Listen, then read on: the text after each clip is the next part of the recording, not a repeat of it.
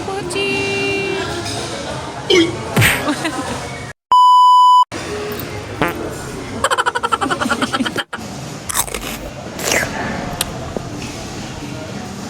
Ang sarap. Later that same evening. Hey, good morning. It's nearly 3 o'clock now. To be exact, it's 2:40. And I just finished packing all the things from the kitchen cabinet. And also cleaning the one under, like the casserole, the pans, stuff like that, and they're all piled up there, as you can see over there. I'm so tired, like really tired.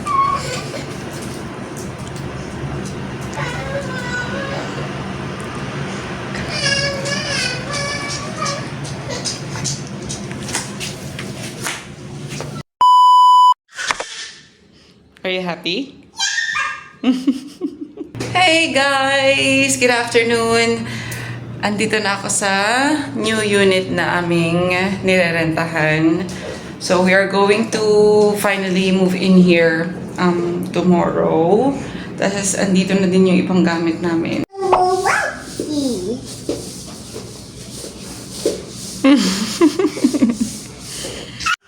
So, itong unit na ito ay bare. Yung luma naming narentahan ay fully furnished. So, ayun yung difference.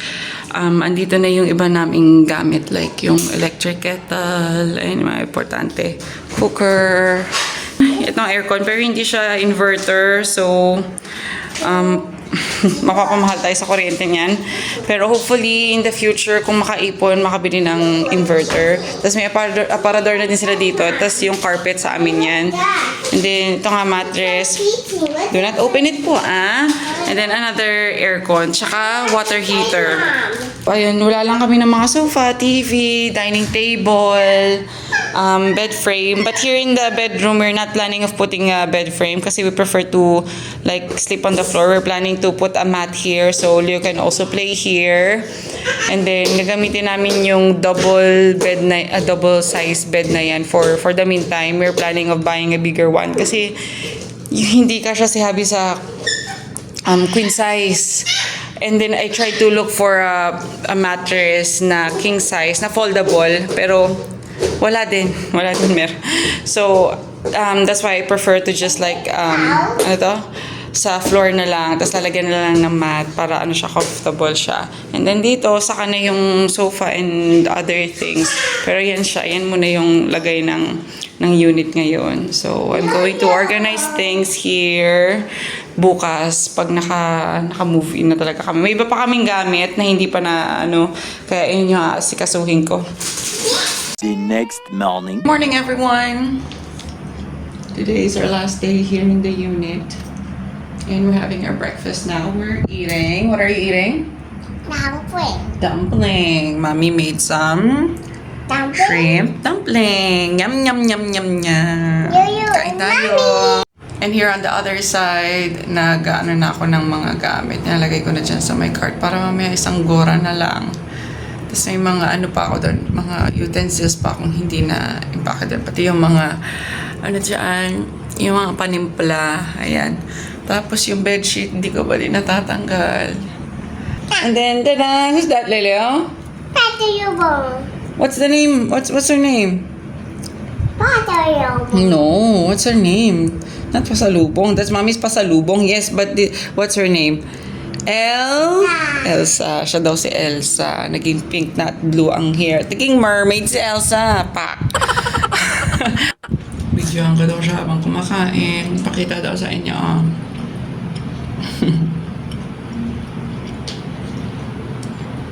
Sarap po. What to say po? Thank you, Mama. No, I mean, what to say po if yummy?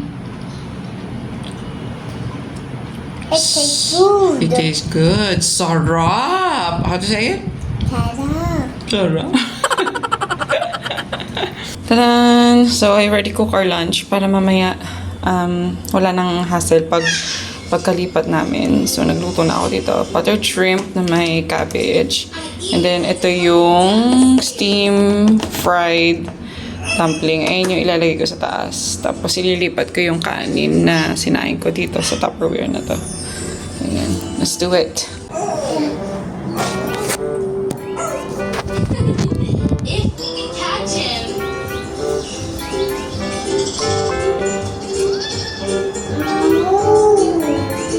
What are you? Hi guys. Cow. You're a cow? And that's your tail? What is it, Felix? It's an automatic pet pack. Moo.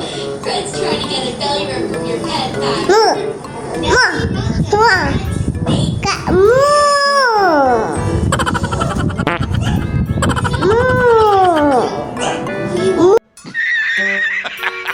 Later. Say bye-bye to the house. You gonna move out na. Thank you. Malinis na din siya. Nilinis na. Nilinis ko na para wala na silang alalahanin. Diba? Babash! Sayonara, adios. Malinis din pala yung ref. Ayun na siya pala. Tadan!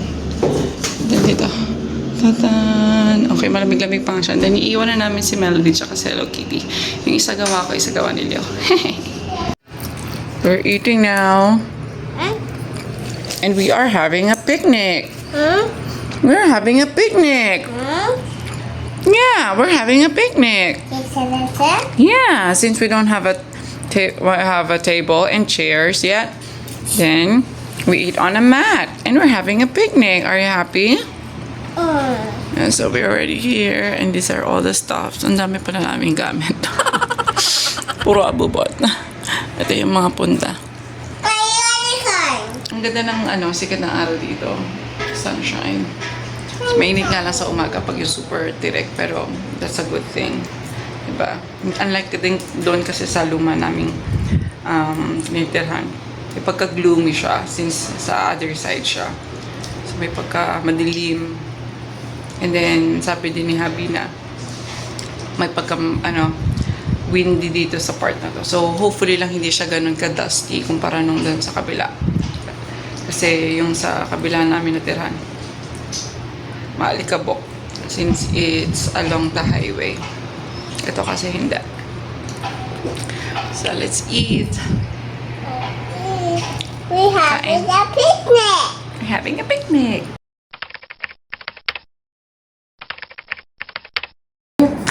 Having a picnic is fun. Do you think so? Yes. But no picnic. But no people not fun. Right? Ano po? Other people. It's not fun, Mom. Other people is not fun. You have to be nice po. Nice to people. Hindi po ba? No. Why no? I think people. I think like people. You don't like people? Why not? Because people pushing far. How about you, Leo? They just push far. Sure. Then why mommy followed Leo earlier? Because really not the boy. Leo mop the floor.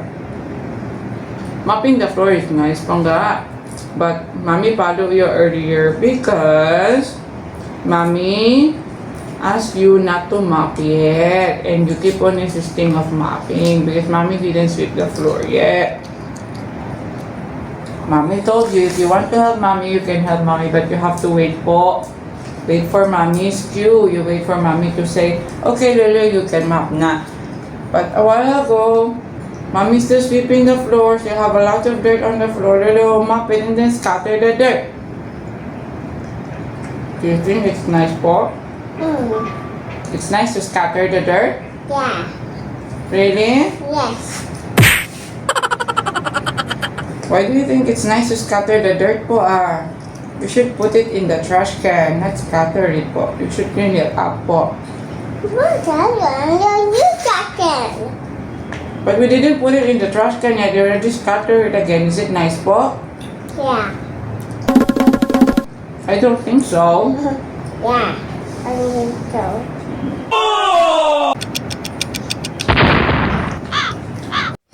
Hey guys!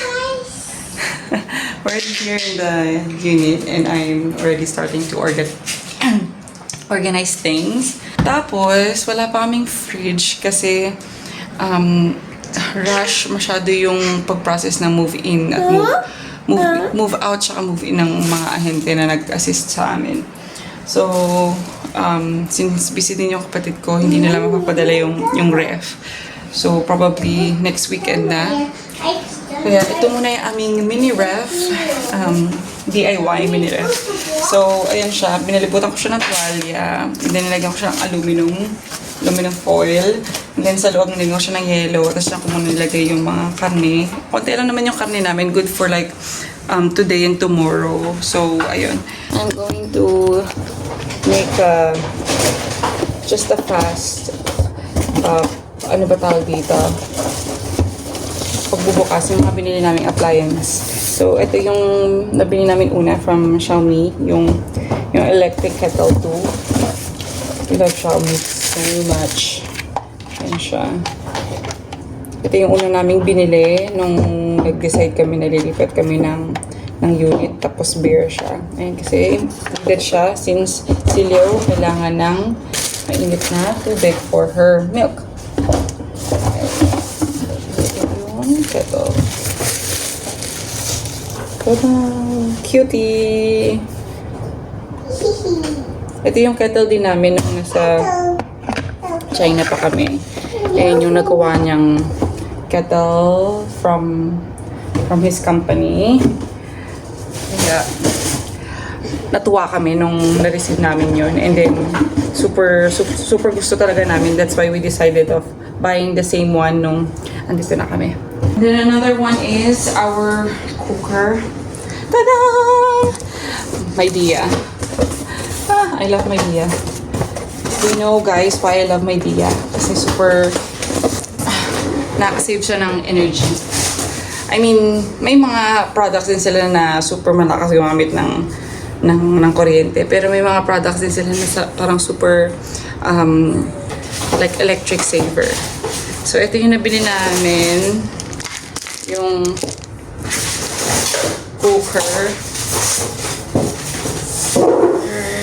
Hindi ko in-expect na ang laki niya. Akala ko maliit lang siya. Ayan siya. Tapos doon sa luma naming bahay sa China, halos din ang mga gamit or appliances namin doon.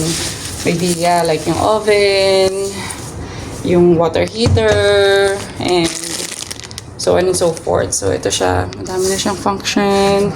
We haven't tried this one yet and we're planning of trying it tonight pag magluto kami ng kanin. So, we will find out later. Tapos yung water kettle, na-try na din namin siya and it's working well.